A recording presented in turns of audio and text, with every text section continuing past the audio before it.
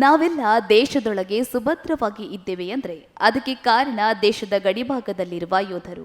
ತಮ್ಮ ಪ್ರಾಣದ ಹಂಗು ತೊರೆದು ದೇಶದ ರಕ್ಷಣೆಗೆ ನಿಲ್ಲುವ ಆ ಯೋಧನೇ ನಿಜವಾದ ದೇಶಪ್ರೇಮಿ.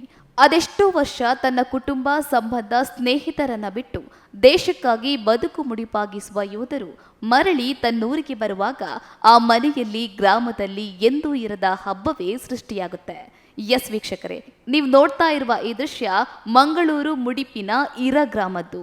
ಭಾರತೀಯ ಸೇನೆಯಲ್ಲಿ 17 ವರ್ಷ ವಿವಿಧ ರಾಜ್ಯಗಳಲ್ಲಿ ಕರ್ತವ್ಯ ನಿರ್ವಹಿಸಿ ನಿವೃತ್ತಿ ಪಡೆದು ಯೋಧನೊಬ್ಬ ಹುಟ್ಟೂರಿಗೆ ಬರುವಾಗ ಆ ಯೋಧನನ್ನ ಪ್ರೀತಿಯಿಂದ ಸ್ವಾಗತಿಸಲು ಕಾದು ಕುಳಿತ ಗ್ರಾಮಸ್ಥರು ಇವರು. ನಿನ್ನೆ ಭಾರತೀಯ ಯೋಧ ಇರ ಗ್ರಾಮದ ದಿನೇಶ್ ಕುಮಾರ್ ತಮ್ಮ ಹುಟ್ಟೂರಿಗೆ ಮರಳಿದ್ದಾರೆ.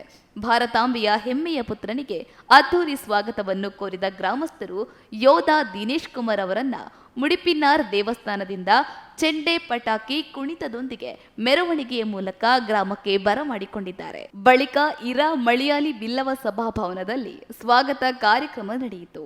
ಈ ವೇಳೆ ಮಾತನಾಡಿದ ನಿವೃತ್ತ ಯೋಧ ದಿನೇಶ್ ಅದ್ದೂರಿಯಾದ ಸ್ವಾಗತಕ್ಕೆ ಕೃತಜ್ಞತೆಯನ್ನ ಸಲ್ಲಿಸಿದರು. ಈ ಸಭಾ ಕಾರ್ಯಕ್ರಮದಲ್ಲಿ ಬಂಟ್ವಾಳ ತಾಲೂಕು ಪಂಚಾಯತ್ ಅಧ್ಯಕ್ಷರಾದ ಚಂದ್ರಹಾಸ ಕರ್ಕೇರ, ನಿವೃತ್ತ ಶಿಕ್ಷಕ ಗೋಪಾಲ ಮಾಸ್ಟರ್, ನಿವೃತ್ತ ಯೋಧ ಉದಯ್ ಕುಮಾರ್, ಗ್ರಾಮ ಪಂಚಾಯತ್ ಅಧ್ಯಕ್ಷೆ ಆಗ್ನೇಲ್ ಡಿಸೋಜಾ, ಉಪಾಧ್ಯಕ್ಷರಾದ ಮೋಹಿತ್ ಕುഞ്ഞി ಮುಂತಾದವರು ಉಪಸ್ಥಿತರಿದ್ದರು.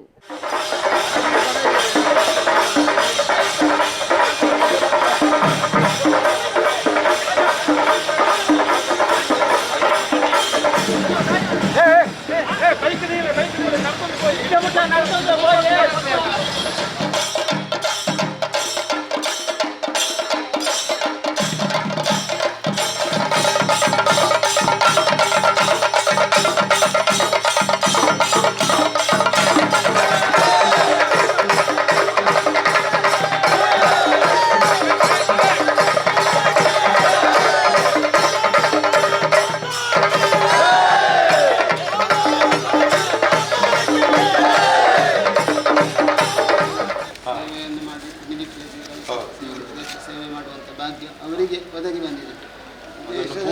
ಮಾಡಿ ಬಂದಿದೆ 17 ವರ್ಷ ಮಾಡಿ ಏನು ಅವರ ಅಗ್ರಿಮೆಂಟ್ ಇತ್ತು ಅದನ್ನೆಲ್ಲ ಮಾಡಿ ಬಂದಿದೆ. ನಮ್ಮ ಊರಿಗೆ ಪುನಃ ತಲುಪಿದ್ದಾರೆ. ಇನ್ನು ಮುಂದೆ ಊರಲ್ಲಿ ಇದ್ದಾದರೂ ದೇಶ ಸೇವೆ, ಜನರ ಸೇವೆಯನ್ನು ಮಾಡುವಂಥ ಅವಕಾಶವನ್ನು, ಅವರು ಮಾಡುವಂಥ ಉದ್ಯೋಗಕ್ಕೆ ಯಾವುದೊಂದು ಕುಂದುಕೊರತೆ ಬಾರದೆ ಮನಸ್ಸಿನ ಇಷ್ಟಾರ್ಥ ಈಡೇರಿಸಿ ಒಟ್ಟು